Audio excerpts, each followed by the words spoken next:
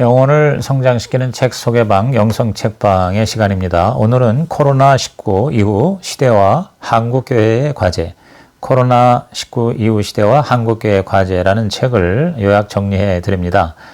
이대용 목사가 저술했고요. 새 물결 플러스에서 나왔으며 2020년 6월 25일 초판, 제가 가지고 있는 책은 2020년 7월 8일에 나온 2세판입니다. 236페이지에 정가는 13,000원입니다.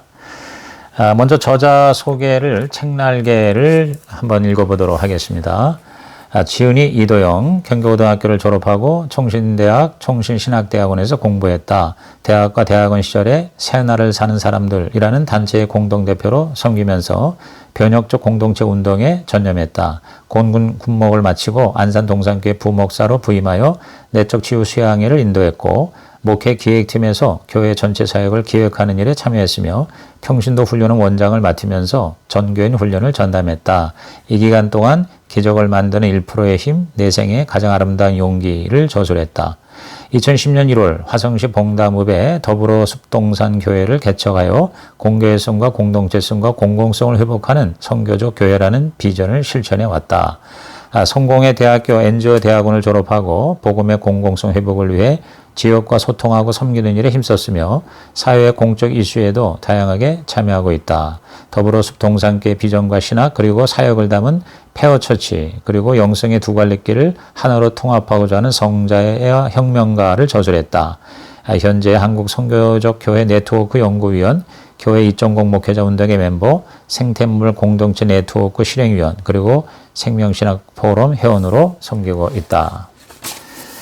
목차를 한번 보겠습니다. 목차의 내용을 보면 서론이 포스트 코로나를 대비하라. 1장 코로나 팬데믹을 어떻게 받아들여야 하는가. 2장 코로나 사태가 주는 도전은 무엇인가. 3장 성자적 영성과 혁명가적 영성으로 보는 코로나. 4장은 리오리엔트 포스트 코로나의 핵심 징후. 5장은 코로나는 사회의 기존 축을 좌측으로 이동시켰다. 6장 파라볼로나의 그리스도인의 정체성, 그리고 결론이 공교회성과 공동체성 그리고 공공성을 회복하지 않으면 한국교회는 망한다. 이상 목차의 내용이었고요. 이제 서론부터 한번 살펴보겠습니다. 2020년 3월 11일 세계보건기구가 코로나에 대해서 사상 세 번째로 전염병 최고 경고 등급인 팬데믹을 선언한 이래 세상의 역사가 바뀌고 있지요. 코로나는 세상만 아니라 교회 상황도 바꿔 놓았습니다. 온라인 예배를 넘어 온라인 교회도 생기게 되었습니다. 이른바 디지털 신앙이 탄생하고 있습니다. 온라인이 성지 혹은 성소가 되고 있고 공간적으로는 분리되어 있으나 온라인상으로 연결성을 가진 공동체가 생겨나고 있는 것입니다. 코로나는 교회와 복음의 본질을 회복하고 실현해야 한다는 근본적인 문제 제기를 하고 있습니다. 즉 예언자적 상상력을 가지고 문화적인 적응을 넘어서 공교회성, 공동체성 그리고 공공성을 실천하는 선교적 사명을 고민해야 합니다. 그 세 가지 즉 공교회성, 공동체성, 공공성은 교회의 핵심 가치가 되어야 합니다. 그 중에서도 공공성의 회복, 공공성의 회복이 가장 중요합니다. 공공성의 회복을 위해 정의, 생태, 그리고 평화, 정의, 생태, 평화라는 세 가지 차원에 집중하는 것이 필요합니다. 삼위일체 하나님께서 상호 내주, 상호 침투하며 사랑의 사귐 가운데 계시듯이 정의, 생태, 평화가 하나로 어우러지는 세상을 만드는 데 교회가 앞장서야 합니다. 1장에서는 그 코로나 팬데믹을 어떻게 받아들여야 하는가에 대한 내용인데요. 코로나를 하나님의 심판으로 부르는 것은 잘못입니다. 하나님의 심판이라면 예고가 되어야 하고 이유가 밝혀져야 합니다. 하나님의 심판이라면 인간의 능력으로 해결할 수가 없어야 합니다. 그러나 코로나는 우리가 능히 해결할 수 있는 재난이지요.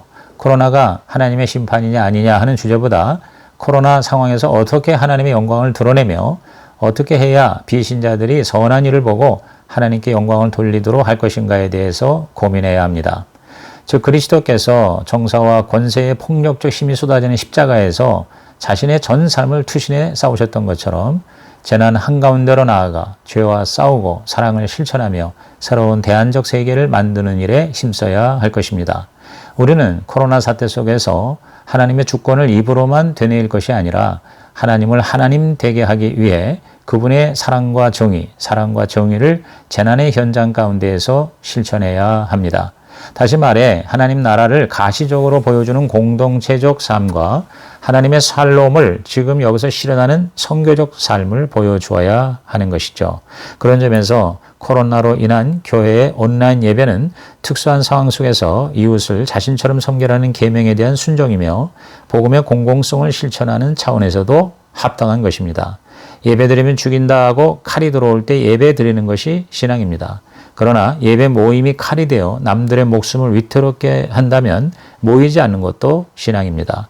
신앙의 자유는 이웃에 대한 사랑과 사명에 대한 책임으로 나타날 때만이 진정한 자유이겠지요. 우리가 책임을 다하는 것, 이것이 바로 하나님을 섬기는 것입니다. 저자는 이 기독교의 책임에 대해서 61페이지에 이렇게 요약을 하고 있는데 한번 읽어보겠습니다. 우리는 세상으로 보냄받아 왕같은 제사장으로서의 책임을 다해야 한다. 우리가 책임을 다하는 삶을 통해 그리스도를 증언해야 한다. 세상 사람들은 책임을 다하는 그리스도인을 통해 그리스도를 만난다. 세상 사람들은 위대한 그리스도를 만나기 전에 위대한 그리스도인을 먼저 만나게 되어 있다. 하나님은 바로 그런 방법을 통해 세상을 다스리신다. 우리가 이렇게 책임을 다하지 않을 때 기독교와 신천지는 별 차이가 없게 된다. 코로나로 인해서 주목받은 집단이 바로 신천지죠. 한국에서 20, 30대가 교회를 떠나고 있는 추세인데도 반사회적인 집단에 이토록 많은 청년들이 몰려드는 이유는 무엇일까요? 좋은 종교가 현재에 대한 어려운 질문을 제공할 때 나쁜 종교는 미래에 대한 쉬운 답을 제공한다라는 말이 있습니다. 신천지는 헬주선에서 불안해하는 청년들에게 자기 효능감, 즉 당신도 세상을 바꿀 수 있다는 허황된 희망의 메시지를 주었고 희소성 모델, 즉 신천지에 들어가기 위해서는 엄청나게 힘들고 지난한 과정을 거치게 하는 매력을 주었기 때문입니다. 한국 교회는 공동체성이라는 차원에서 진정한 피난처가 되지 못하고 또 공공성이라는 차원에서 대안적 삶의 방식을 제시하지 못하고 있습니다. 반면에 신약성경 초기 교회는 공동체성과 공공성을 실천함으로써 진정한 부흥을 이루고 로마 제국을 정복했죠. 기독교는 초기 교회처럼 사랑의 공동체를 세상에 보여주고 세상을 섬기는 타자를 위한 교회 모습을 제시해야 합니다. 세상의 윤리 수준을 압도하는 사랑의 섬김을 통해 공공성을 실천하는 모습을 보여주지 못하면 그 많은 젊은이들이 그랬던 것처럼 신천지라는 가짜에 현혹되는 현상을 막지 못할 것입니다. 인간의 역사는 재난 속에서 혁명적 공동체를 일으키고 더 나아가 재난 유토피아를 건설하는 모습을 보여주고 있습니다. 교회는 재난 속에 피어난 혁명적인 공동체를 재난이 아닌 상황에서도 만들어내는 역할을 해야 합니다. 코로나라는 재난 가운데 어떻게 혁명적인 공동체 혹은 재난 유토피아를 만들어낼 수가 있을까요? 이것이 오늘 우리에게 가장 중요한 질문이 될 것 같습니다. 이 장은 이제 코로나 사태가 주는 도전에 대한 얘기인데요. 코로나는 우리의 거의 모든 것을 멈추게 만들었습니다. 성경의 안식일은 하나님에 의한 강제 멈춤인데 지금 우리는 코로나로 인해 강제 멈춤 상태에 놓여 있습니다. 우리는 코로나로 인해 강제 멈춤의 시간을 살면서 진짜 중요한 것이 무엇인지를 깨닫게 됩니다.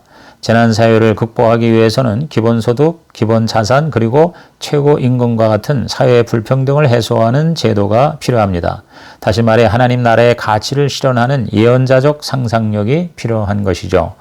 말씀으로 사는 삶은 적자 생존이 아니라 공생하는 삶입니다. 세상에 적응하는 삶이라기보다 세상을 변혁하는 삶을 살아야 합니다. 코로나는 더 이상 우리가 서로 경쟁하며 승리만을 위해 싸우는 삶이 아니라 서로 공존하는 세상을 만들어야만 생존도 가능하다는 것을 알게 했습니다. 교회는 세상을 향해 사람이 떡으로만 살 수 없음을 보여줘야 합니다.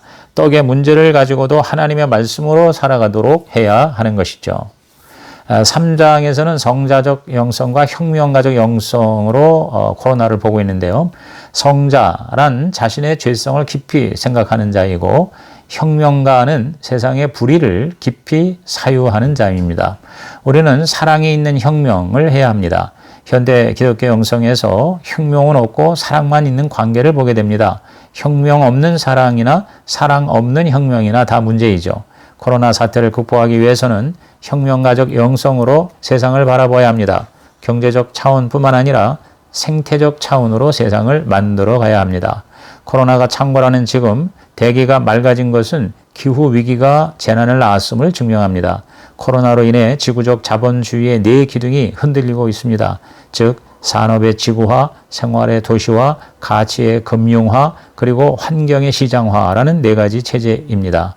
우리가 인류 문명을 생태 친화적으로 전환하지 못하면 인류는 뉴노멀을 넘어서 멸절될지도 모릅니다. 기후 문제를 해결하기 위해서는 지구를 단지 행성으로만 볼 것이 아니라 한 사람처럼 생각해야 합니다.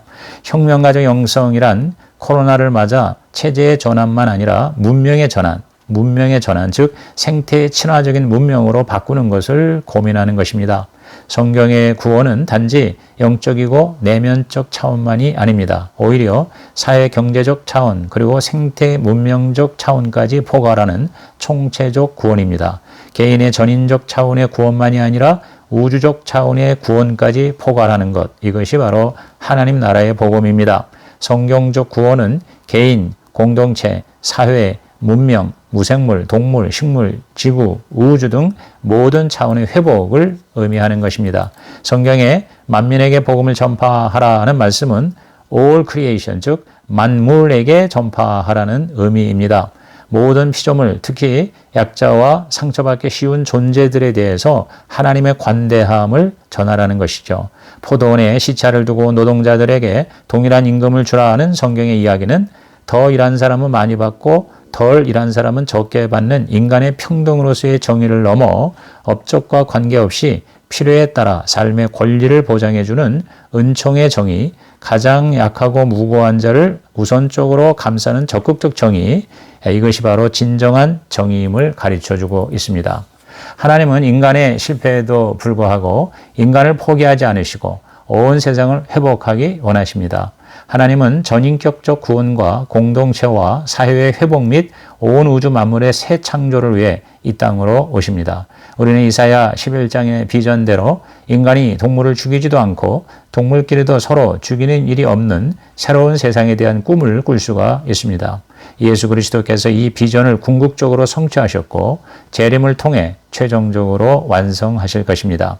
우리는 코로나 앞에서 이러한 복음을 다시 선포해야 합니다. 생태 회복의 세상에 대한 비전을 선포해야 합니다. 교회 공동체의 문화를 생태 문화로 바꿔야 합니다. 그 구체적 비전이 바로 그린 뉴딜입니다. 생태 친화적 문명의 전환과 관련해서 최근 화두가 되고 있는 이 그린 뉴딜은 대공황을 극복한 미국의 루즈벨트 대통령의 뉴딜 정책을 생태적 차원에 적용한 것입니다. 그린 뉴딜은 사회적 뉴딜과 함께 가야 합니다. 그린 뉴딜은 사회적 뉴딜과 함께 가야 합니다. 생태학적 정의와 사회 정의가 동전의 양면처럼 결합될 때에만 사람과 생태계가 건강하고 안정적인 생명 공동체를 이룰 수가 있기 때문이죠. 코로나가 만든 세상은 우리가 만들어갈 미래의 징후입니다. 그것은 동시에 예수 그리스도께서 성취하신 하나님 나라가 지금 여기에 침투하는 징후인 것입니다. 교회가 그린 뉴딜과 사회적 뉴딜을 위한 구체적 대안을 제시하는 모습에 대해서 127페이지에 좀 더 구체적인 신뢰를 한번 살펴보도록 하겠습니다. 127페이지에 이렇게 기록하고 있어요. 교회 건물을 재생에너지 시스템으로 바꾸고 교회 내에 환경 선교사를 세우며 기독교 환경교육센터 살림에서 진행하는 지구 돌봄 서클 같은 다양한 교육 모임을 만들어 생태적 사고에 대해 배우고 여건이 된다면 환경운동 단체를 만들며 주보를 없애거나 재생용지를 사용하고 일회용품 사용을 금지하며 음식을 남기지 않고 로컬 푸드를 이용하는 등 교회 문화를 바꿔가며 농, 도 연결망을 통한 녹색 마켓을 각각의 교회 내 혹은 교회들이 연합해 만들어내고 동물권 운동이나 채식주의 운동을 펼치며 플라스틱 프리 운동을 펼치거나 환경주일 예배를 드리거나 창조 절기를 지키거나 지구를 위한 기도를 생활화하거나 기독교 환경교육센터 살리면서 펼치고 있는 40일 혹은 일주일의 탄소 금식, 아무것도 사지 않기, 일회용품 금식, 전기 사용 줄이기, 고기 금식, 전등 끄고 기도에 불 켜기, 종이 금식, 지구를 살리는 거룩한 습관들이기 등으로 구성되어 있는 탄소금식 등을 실천해 볼 수가 있다. 여러 기독교 환경단체가 많이 있으니 지역교회 초대하여 실천 방안을 모색하는 데 도움을 얻을 수 있다. 이제 교회가 새 창조의 복음을 실천하는 생태회복 공동체가 되어야 한다. 교회는 만물을 회복하는 하나님의 구원을 체화한 공동체가 되어야 한다. 그것이야말로 진정한 교회됩니다. 한마디로 be the church여야 한다. doing이 아니라 being을 통해 복음을 보여줘야 한다. 코로나는 그동안 우리가 무엇을 추구하며 어떻게 살아왔는지를 보게 합니다. 우리가 얼마나 탐욕스럽게 살아왔는지, 얼마나 이기적으로 살았는지, 얼마나 재산과 가족만을 위해 살았는지, 우리가 얼마나 우리 자신을 잃고 살았는지, 얼마나 가짜 인생을 살아왔는지를 보여줍니다. 이러한 삶 자체가 재난이었습니다. 코로나는 우리가 이미 재난 가운데 살고 있었음을 보여주고 있습니다. 그 해결책은 야곱이 야복강에서 하나님과 씨름하며 자기만을 위해 살던 인생이 쩔뚝거리는 인생이지만 이제는 연약함의 공동체의 삶으로 바뀐 것에서 찾을 수가 있습니다.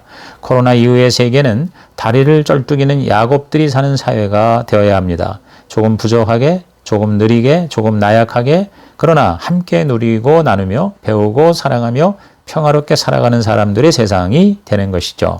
나무가 성장하기 위해서는 일정 기간 멈춤의 시간이 필요하다고 합니다. 그렇게 멈춘 나무의 가지는 그 끝에 꽃을 피웁니다. 형형색색의 꽃들은 가지가 성장을 멈췄다는 증거입니다. 멈추지 않고 계속 자라기만 하면 풍성한 꽃도 꽃이 진 자리에 달리는 튼실한 열매도 볼 수가 없습니다. 멈춤의 틈은 생명을 죽이는 틈이 아니라 생명을 살리는 틈이 되고 단순히 공들여 쌓아왔던 것을 무너뜨리는 틈이 아니라 새로운 생명을 낳는 틈이 될 것입니다. 사장에는 리오리엔트, 즉 포스트 코로나의 핵심 징후에 대한 내용인데요. 서양이 동양을 바라보는 인식의 틀을 우리는 오리엔탈리즘이라고 합니다. 오리엔탈리즘에 의하면 서양은 우월하고 동양은 열등하다. 동양은 정적이고 게으른 반면에 서양은 역동적이고 부지런하다. 그리고 그러한 동양을 구하기 위해서 서양이 동양을 식민지화하는 것은 정당하다. 이런 내용입니다. 코로나는 이 같은 세계관을, 즉 오리엔탈리즘을 바꾸어 놓기 시작했습니다. 왜냐하면 서구보다 동양, 그 중에서도 중국과 한국이 코로나를 더 잘 막아냈기 때문입니다. 코로나 이후의 사회는 서구와 동구의 장점, 좌파와 우파의 장점을 통합하는 사회일 뿐만 아니라 서방의 한계를 극복하고 동방의 전통을 수용할 수 있는 세상이 될 것입니다. 유라시아가 다시 역사의 새로운 중심이 되고 동방 르네상스의 시대가 되는 반전의 시대, 이것을 리오리엔트의 시대라고 하는데 이러한 시대가 되는 것이죠. 한국이라는 지역에서는 단순히 과거를 수호하는 척사파도 아니고 선진국을 추정하는 개화파도 아닌 제3의 길을 가는 개벽파를 모색하는 것입니다. 서구 이성의 한계를 넘어서는 영성을 회복하고 서구 자유주의 한계를 넘어서는 신동방을 만들어가는 것입니다. 이에 대해서 167, 8페이지의 저자의 주장을 한번 실제로 읽어보겠습니다. 167페이지에 보면 나는 이것을 가능하게 하는 힘이 기독교에 있다고 생각한다. 헬라인과 유대인, 자유자와 종, 남자와 여자를 하나 되게 하는 십자가의 능력을 가지고 있기 때문이다. 그 어떤 죽임의 세력에도 굴복하지 않고 새로운 세상을 만들어갈 수 있는 부활의 능력을 갖고 있기 때문이다. 십자가와 부활을 통해 새 언약의 백성이 되었기에 새 하늘과 새 땅의 비전을 품고 이 땅에 새로운 나라를 세우기 위해 자신을 헌신할 줄 아는 사람들이 그리스도인들이다. 예수의 흘린 피로 맺은 새 언약 안에서의 맹세로 하나님께 자신의 생명을 드린 급진적 제자들이 그리스도인들이다. 외적 강제가 아니라 내주하는 성령을 통한 내적 자발성을 통해 그 일을 하는 사람들이 그리스도인들이다. 감소된 주체나 축소된 자아가 아니라 그리스도와 함께 죽고 그리스도와 함께 다시 살아난 거듭난 주체가 그리스도인들이다. 그동안 한국 기독교는 해양 세력의 편이었다. 냉전 체제에 복무하며 힘을 키워왔다. 하지만 이제 냉전 체제의 사고방식으로는 새로운 시대를 열어갈 수 없다. 포스트 코로나를 선도할 수 없다. 하나님은 해양 세력의 편도 대륙 세력의 편도 아니시다. 하나님은 해양 세력의 편도 대륙 세력의 편도 아니시다. 그분은 새로운 세상을 만들기 위해 이 두 세력을 통합하실 것이다. 이 과제가 우리 민족에게 주어졌다. 이것이 세계에서 유일한 분단 국가인 한국에 주신 비전이다. 이 비전을 잘 감당하기 위해서는 리오리엔트의 시각까지 수용할 수 있어야 한다. 기독교의 부활은 개인적 차원뿐만 아니라 새하늘 새 땅이라는 하나님 나라의 측면에서 이해될 수 있어야 합니다. 십자가와 부활의 능력을 우리에게 부어주시는 분은 성령이십니다. 에스겔 37장의 마른 뼈 환상에서 이스라엘 온 족속이 두 막대기의 표적으로 하나가 된 것처럼 하나님께서 이 땅에 성령을 부어주셔서 분단된 조국을 하나 되게 하실 것입니다. 막힌 담을 헐고 한 세 사람을 만드실 것입니다. 대륙의 길과 해양의 길을 따라 이미 들어가 있는 교포들과 교인들이 연대하여 하나님의 선교에 동참하게 될 것입니다. 교회는 이러한 웅대한 비전을 품고 평화를 만들어가야 합니다. 우리가 평화를 만드는 사람들이 될 때 세상은 우리를 하나님의 아들들로 인정해 줄 것입니다. 5장에서는 코로나는 사회의 기준축을 좌측으로 이동시켰다고 주장하는데요. 저자인 이동 목사는 자신의 교회를 개척할 때 하나님 나라의 신학과 십자가의 영성과 성령의 능력을 갖춘 급진적 제자 공동체를 통해 공교회성과 공동체성 및 공공성을 회복하는 선교적 교회가 된다라는 비전을 품었다고 합니다. 그에 의하면 기독교는 기존의 좌파의 시각으로도 포착하지 못하는 소외계층과 소외세대에 대해서 관심을 가져야 합니다. 현대사회는 평범의 왕국이 아니라 극단의 왕국이 되어가고 있습니다. 그래서 사람들은 불안해합니다. 진정한 보수는 극단의 왕국에서도 공동체의 안정과 질서를 유지하기 위해 무엇을 할 것인지를 제시할 수 있어야 합니다. 앞으로의 한국 사회는 합리적 보수와 개혁적 진보, 합리적 보수와 개혁적 진보가 균형을 이루어야 건강한 사회가 될 수 있습니다. 성경의 사상은 보수도 진보도 아니며 어떤 면에서는 보수보다 더 보수적이고 진보보다 더 진보적이며 진보와 보수를 넘어서는 비전을 제공하고 있습니다. 한국교회는 이 성경적 입장을 실천해야 합니다. 교회는 미래에 임할 하나님의 나라를 지금 여기로 가져와 실현하는 공동체가 되어야 합니다. 하나님은 외적 형태와 자격으로 보면 겨자씨 같은 사람들을 통해 질적으로는 백항목 같은 사람들이 되게 하십니다. 겨자씨 비유는 교회가 지극히 작은 자가 되어 백항목의 영광을 드러내고 십자가의 길을 걸어감으로써 부활의 영광을 드러내야 함을 말하고 있습니다. 하나님 나라에서는 쓸모없는 자풀과 같은 겨자씨를 통해 쓸모없는 새들조차 쉴 수가 있습니다. 교회는 누룩처럼 세상 한가운데로 몰래 들어가 세상 나라를 하나님 나라로 바꿔야 합니다. 코로나가 세상을 완전히 바꿔놓은 것처럼 교회라는 누룩도 세상을 완전히 바꾸어 버립니다. 교회는 이것을 위해 존재하는 것이죠. 이제 6장은 파라볼로노이 그리스도인의 정체성에 대한 내용인데요. 기독교 초기 교회처럼 자신이 감염될 수도 있는 죽음의 위협에도 불구하고 이방인에게까지 실천한 형제 사랑으로 인해 생겨난 단어를 파라볼라노이라고 하는데요. 이 파라볼라노이라는 것은 위험을 무릅쓰는 자들이라는 뜻입니다. 당시 그리스도인의 별명이 바로 이 파라볼라노이였습니다. 3세기 당시 기독교 공동체가 이 파라볼라노이라는 호칭으로 불렸다는 사실은 기독교가 재난 속에서도 자기 희생적 사랑을 실천했다는 중요한 증거이지요. 위험을 무릅쓰는 자로 살아가는 것, 그것이 바로 주의 일에 힘쓰는 것입니다. 결론은 공교회성과 공동체성 그리고 공공성을 회복하지 않으면 한국교회는 망한다는 것이죠. 한국교회가 세상과 엇박자를 내는 비상식적 집단으로 전락한 가장 중요한 이유가 바로 이 세 가지 공교회성, 공동체성 그리고 공공성의 부재입니다. 그 중에서도 공공성의 부재가 가장 심각합니다. 공교회성, 공동체성 그리고 공공성을 회복하지 않으면 한국교회는 망하고 말 것입니다. 앞으로 한국교회는 한국 사회와 교회 자체를 위해서도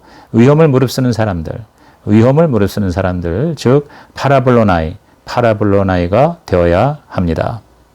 이상으로 이대영 목사의 코로나 이후 시대와 한국교회의 과제라는 책의 내용 정리를 마치겠습니다. 끝까지 들어주셔서 감사합니다.